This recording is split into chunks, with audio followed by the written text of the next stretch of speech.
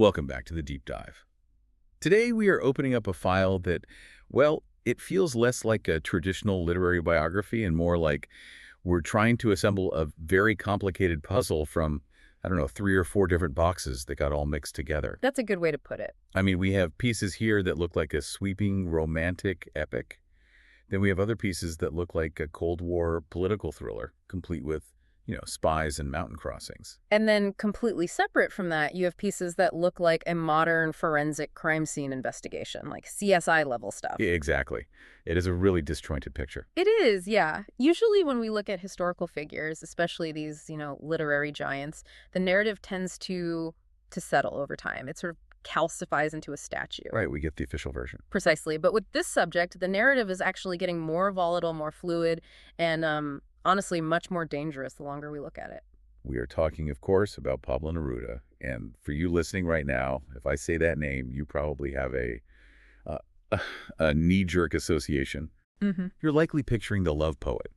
You're thinking of the man who wrote lines that end up in wedding vows, on greeting cards, and the, captions of Instagram posts.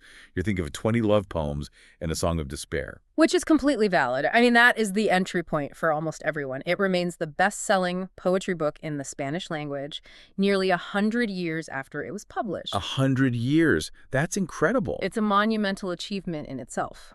But, and this is the big but, if you stop there, if you only read the love poems, you are essentially looking at a postcard of a burning building. Wow. That is a vivid image. A postcard of a burning building. Well, think about it. A postcard is static, it's pretty, it's safe. But the reality of Neruda's life was an inferno. To understand him, we have to look at the full stack of sources we have today. Right. We aren't just leafing through the poetry. We're looking at his memoirs, I Confess I Have Lived. We're looking at detailed biographical records from his years in Asia and Europe. And perhaps most shockingly, we're looking at forensic reports from 2011 all the way through 2023 that completely upend the history books regarding his death. This is the part that honestly blew my mind while prepping for this. We were definitely going to get to the poison in our title later, but the mission for this deep dive is really to reconcile these different versions of the man. All these different Nerudas. Exactly. We have the Nobel laureate, the national poet of Chile. We have the man Borges, called a mean man. We have the reevaluation happening right now by feminists regarding his treatment of women. And then we have the victim of what looks increasingly like a state-sponsored assassination. It's a complex, messy picture. We're talking about a railway employee's son who rises to global fame, becomes a fugitive senator, an ardent Stalinist, and eventually a biological mystery for modern science. So let's unpack this. Let's start at the very beginning, the origin story. Because before he was the icon, Pablo Neruda, he was just a kid named Ricardo. That's right. Ricardo Eliezer Neftali Reyes Basolto, born in 1904 in Parral, Chile. And it is so important to ground this story in the reality of his upbringing because this was not a life of glamour or aristocratic leisure. No, it sounds quite tragic right from the start. His mother died when he was an infant. She did. She was a school teacher, and she died of tuberculosis just 2 months after he was born, so he never knew her. He was raised in Temuco, which is in the rainy frontier south of Chile, a very different world from Santiago. And his father worked for the railway.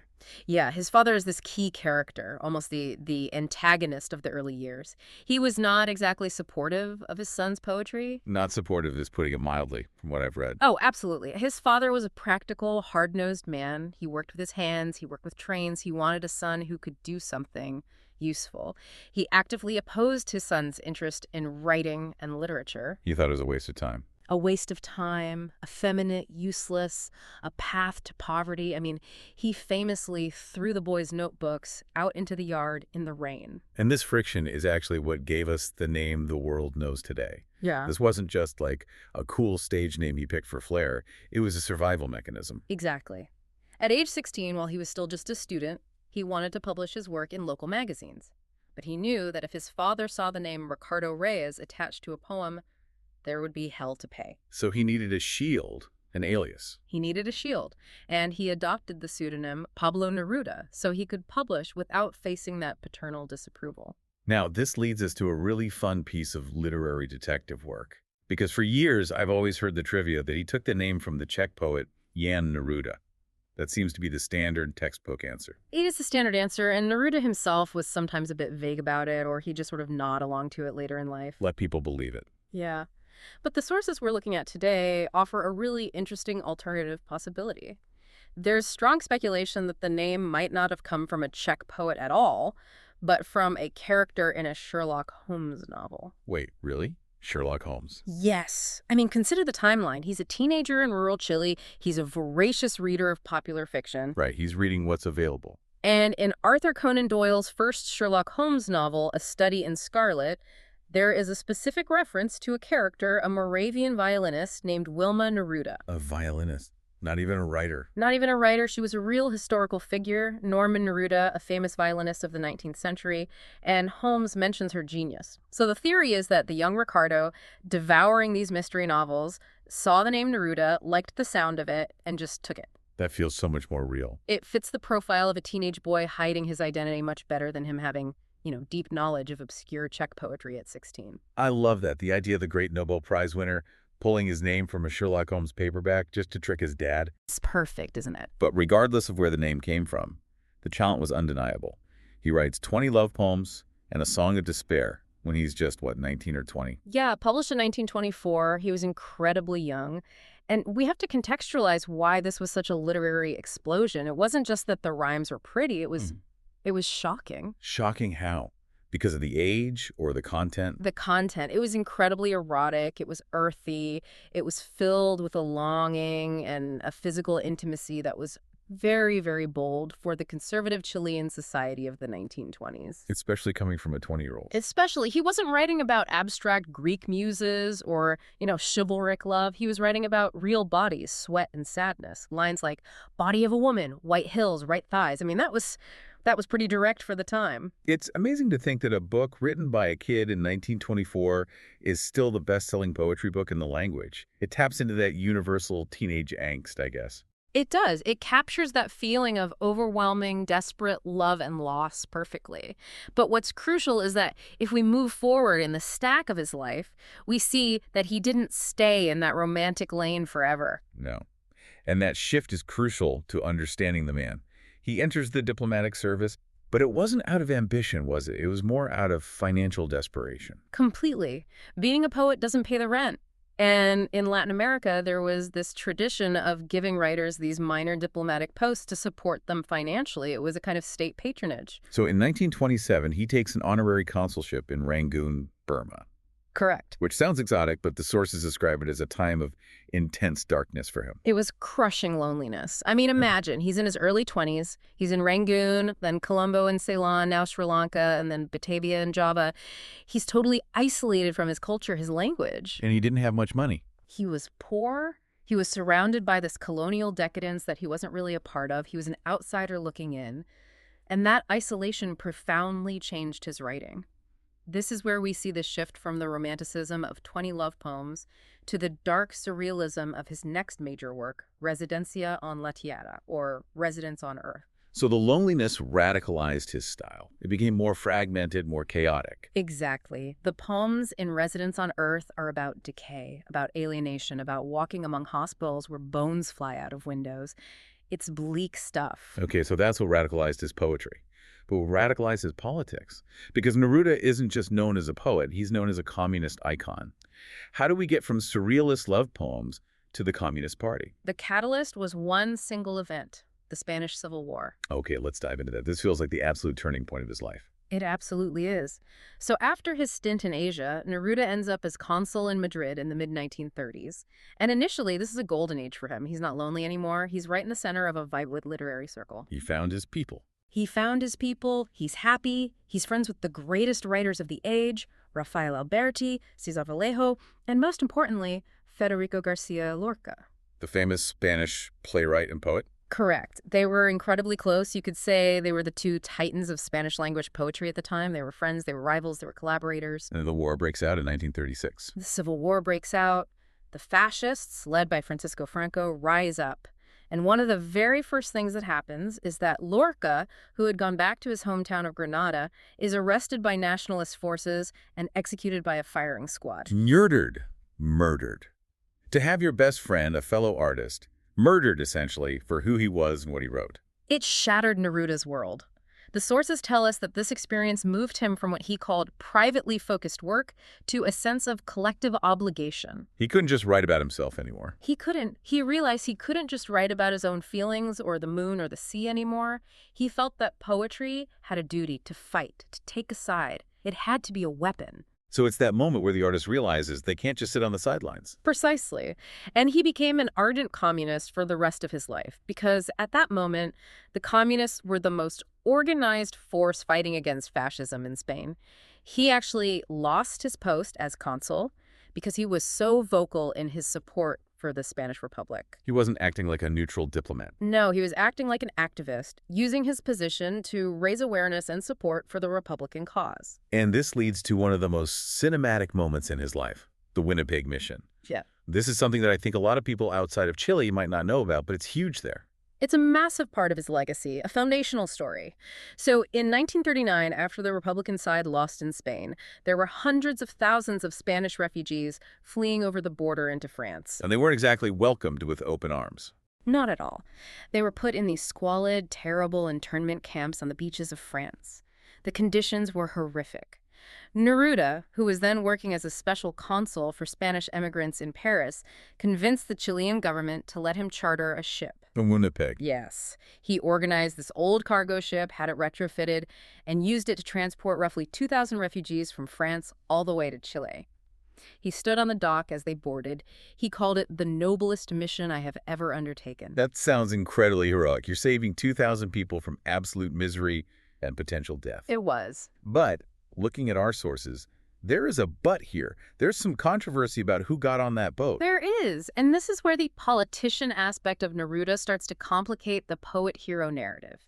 There are serious allegations, supported by historical analysis, that Neruda, being a committed communist, prioritized fellow communists for passage on the Winnipeg. So if you were an anarchist or a Trotskyist, maybe you don't get a ticket, even if you fought just as hard against Franco. That is the accusation. Critics say he effectively filtered the refugees based on ideology, potentially excluding anarchists and other Republicans who were also in desperate need of rescue, but didn't align with his specific brand of Marxism. So even in a humanitarian mission, there was this ideological filter. That is the darker reading of it, yes. His defenders will point out that he couldn't save everyone. There were hundreds of thousands of refugees and only 2,000 spots, and that relief organizations did much of the selection. Right.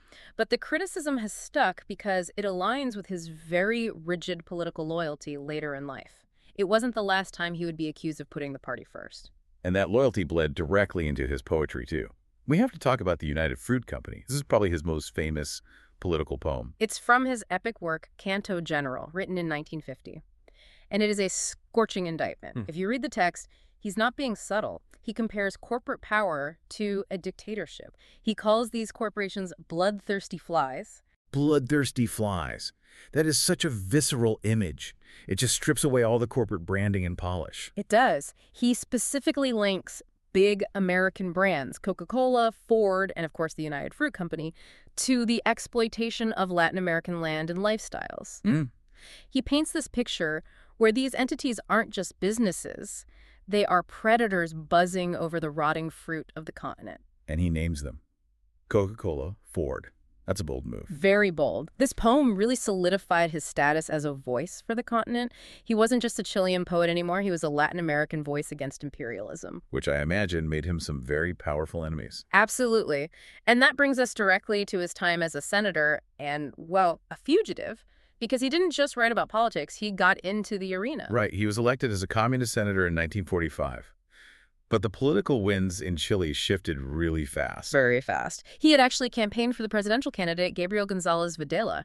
Neruda was essentially his cultural hype man, writing articles, giving speeches for him. And then Videla won? Videla won. But once he was in power, the Cold War politics kicked in hard. Videla turned on the communists to appease the United States. He enacted what was called the Law of Permanent Defense of the Democracy, but everyone else called it the accursed law. And it outlawed communism? It outlawed the Communist Party and led to mass arrests. Talk about a betrayal. You campaign for the guy, get him elected, and then he outlaws your party and starts arresting your friends. And Neruda did not take it lying down. On January 6, 1948, he delivered a speech on the Senate floor known as Yo Accuso, I Accuse. Channeling Emile Zola there. Very much so. It was dramatic political theater. He stood up and read out the names of imprisoned miners and their families who were being held in concentration camps in the Atacama Desert. He was directly challenging the president to his face on the floor of the Senate. And you can't really challenge a president who has just outlawed your party and expect to walk away freely. No. A warrant was immediately issued for his arrest, and this kicks off his life as a fugitive. For 13 months, the most famous poet in Chile was hiding in supporters' basements and attics, moving from house to house in disguise. It feels like something out of a movie. The great poet on the run. And the escape was even more cinematic. In early 1949, he fled across the Andes Mountains into Argentina on horseback. On horseback. Through the Andes. Through the Andes, in winter. He went through a remote pass called the Lil Pela Pass. We have to imagine this. He wasn't an outdoorsman. He was a portly, middle-aged poet, riding through snow, crossing freezing rivers, hiding from border patrols. And he was carrying the manuscript of his epic Canto General with him. In his saddlebags, he was determined to get that book out into the world. It was his testament. That is an incredible image, riding through the mountains with his masterpiece in his bag. And then he pulls another fast one to get to Europe, right? He does. Once he was safely in Argentina, he needed to get to Paris. He used the passport of his friend, the Guatemalan writer Miguel Ángel Asturias, who would also go on to win a Nobel Prize. They must have looked alike. Apparently, they looked enough alike. They both had those heavy features, the prominent noses. And Neruda, with Asturias' passport, makes it to Paris and surprises the world because the Chilean government had been denying he had even escaped. Picasso threw a massive welcome party for him. It was a huge embarrassment for the Videla government. Now, while all this drama is happening, the hiding, the escape, the exile, there's a romantic subplot developing that is very significant to his later life. This is where Matilde Urrutia comes in. Yes. While he was in Mexico during his exile, suffering from a bout of phlebitis, this Chilean singer, Matilde Urrutia, was hired to care for him. And they began a passionate affair. A very passionate, very secret affair. At the time, he was still married to his second wife, Delia del Carril, who was an Argentine aristocrat 20 years his senior and had been his intellectual partner for years. This is complicated. Very complicated. But Matilde became the muse. She traveled across countries, essentially shadowing him during his exile so they could meet in secret hotels and safe houses in Italy and France. She's the inspiration for the Captain's Verses, right? She is. That book of poetry was actually published anonymously in 1952 because he didn't want to publicly humiliate Delia by admitting to the affair. Eventually, of course, they divorced, and Matilde became his third wife and the keeper of his legacy after he died. So we have the romance, the adventure, the politics. It all sounds very heroic. But this is a deep dive, and we promise to look at the full stack of sources. And some of those sources reveal a much, much darker side to Neruda's personal life. Yes. If we are going to be objective, we have to look at the personal failings that are documented in his biography and in his own writing. And the most heartbreaking story is undoubtedly that of his daughter, Malva Marina. I read about this, and it is genuinely hard to reconcile with the man who wrote such beautiful poetry about love and humanity. Malva was his only child from his first marriage to a Dutch woman named Maruca. Malva was born in Madrid in 1934, and she was born with severe hydrocephalus fluid on the brain. And Neruda's reaction to this, it wasn't good. It was cruel. There's no other word for it. The sources quote letters where he refers to his own daughter as a vampire of 3 kilos. A vampire of 3 kilos? That is devastating to read. He mocked her appearance in his letters to friends, describing her head as dangerously large. He was ashamed of her. He saw her as a monster. And then he just laughed. He essentially abandoned both the mother and the child. When his marriage to Maruca broke down, he left. He never saw them again. The mother had to work in the Netherlands to support this very sick child. And we have to remember the timeline. This is leading right into World War II. So his disabled daughter is in the Netherlands during the Nazi occupation. Yes. Malva died at age 8 in 1943 in Nazi-occupied Netherlands. A vulnerable child with a disability, abandoned by her famous, wealthy father, dying in a war zone. Neruda didn't attend the funeral. He barely acknowledged her death. It is a profound stain on his character. It really forces you to try and separate the art from the artist. And speaking of that separation, there's been a modern reevaluation of Neruda regarding his treatment of women in general. I remember hearing about protests at the Santiago airport. That's right. In 2018, there was a proposal to rename Santiago's international airport after Neruda. And on the surface, it seems like a slam dunk, right? He's the national poet. Of course. But feminist groups in Chile protested vehemently against it. And this wasn't just general, he was a bad husband stuff. This was very specific. It was very specific. They pointed to a passage in his own memoirs, I Confess I Have Lived. In the book, Neruda describes an incident that took place in Ceylon in 1929.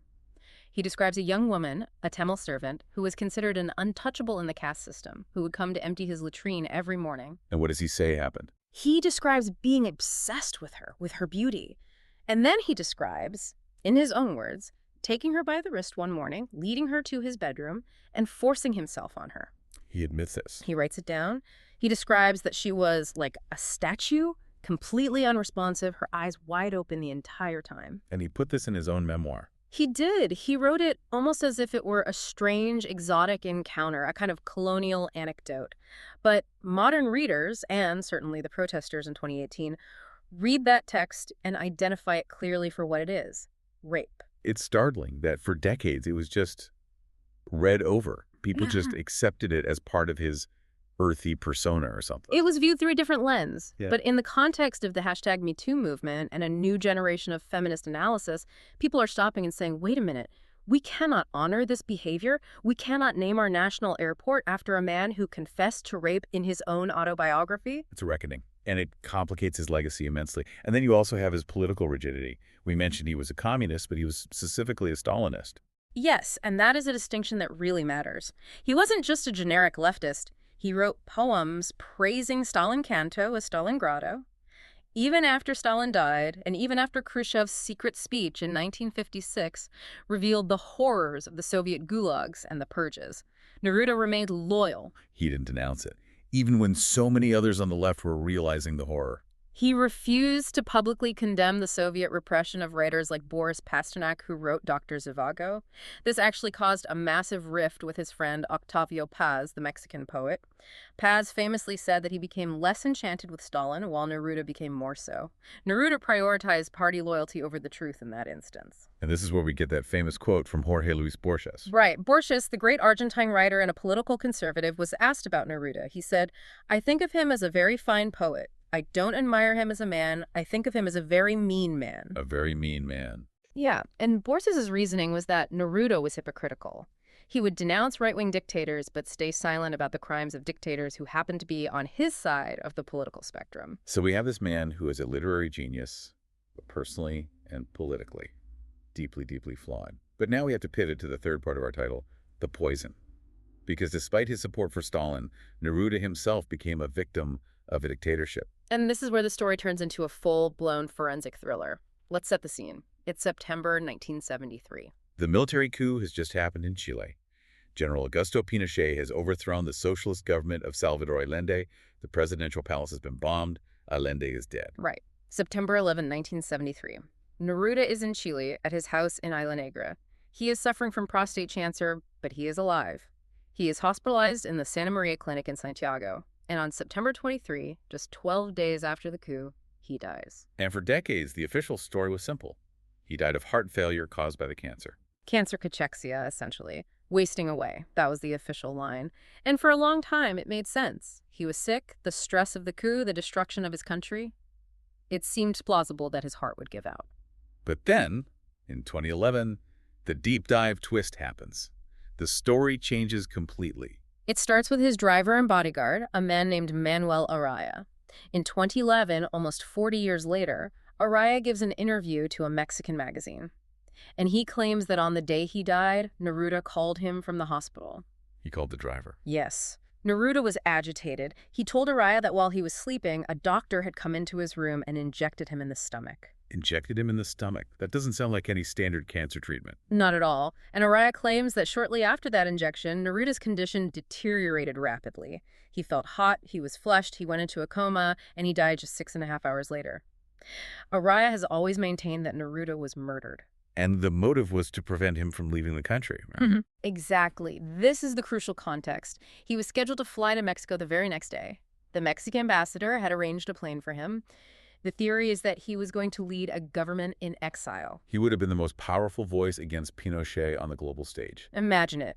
A Nobel Prize winner denouncing the regime from Mexico? That was dangerous. Pinochet couldn't let that plane take off. So Araya makes this explosive claim, and this kicks off a legal and scientific saga that is, believe it or not, still going on. It does. The Communist Party of Chile formally requested an exhumation in 2011 based on Araya's testimony. And this is where we have to look at the stack of forensic reports because it's a real roller coaster. Okay, walk us through the timeline of the science. So 2013, the first exhumation happens, they test his remains, and the initial results show nothing. They found no relevant chemical substances, no obvious poisons. For a moment, it looked like the driver's story might be wrong. But the case didn't close. No, the judge kept it open. Then, in 2015, the Chilean government released a stunning document. It was an official statement admitting it was highly likely that a third party was involved in his death. They acknowledged that he wasn't dying from the cancer at that moment. So the government itself flips and says something is wrong here. Yes. Then in 2017, an international panel of forensic experts rules out cancer cachexia as the cause of death. They basically said whatever killed him, it wasn't the wasting away from cancer. He was too heavy physically to have died from cachexia. His body mass index didn't match the stated cause of death. So the official death certificate is proven to be a lie. But they still didn't know what killed him. Until 2023. This is the moment. This is the microscopic smoking gun. In February 2023, researchers from McMaster University in Canada and the University of Copenhagen released their final findings.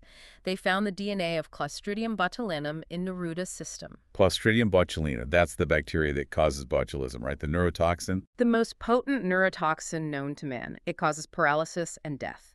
And here is the absolutely key detail. They found it inside one of his molars, deep inside the tooth's pulp. Why is the location so important? Why does it matter that it was in a tooth? Because it helps rule out environmental contamination. If they just found it on his skin or clothes, you could argue that soil from the graveyard leaked into the coffin over 40 years. It's plausible. Right. But finding the DNA of the bacteria deep inside the pulp of a molar suggests an endogenous origin, meaning it was circulating in his bloodstream while he was still alive. So it wasn't soil leaking in, it was in his blood when he died. That is the scientific conclusion. And the researchers even analyzed the genetic strain. It wasn't a random strain you'd find in the soil. It was a strain consistent with lab-cultivated biological weapons. And the implication is that this was a biological weapon. He was assassinated. That is the clear implication. Botulism doesn't just appear in your molar unless you've ingested it or been injected with it. And remember the driver's story all those years ago? An injection in the stomach. It's terrifying. If this is true, they used a biological agent to silence a poet just hours before he could escape and rally the world against them. And we know the Pinochet regime had chemical weapons programs. They had a special division for this kind of thing.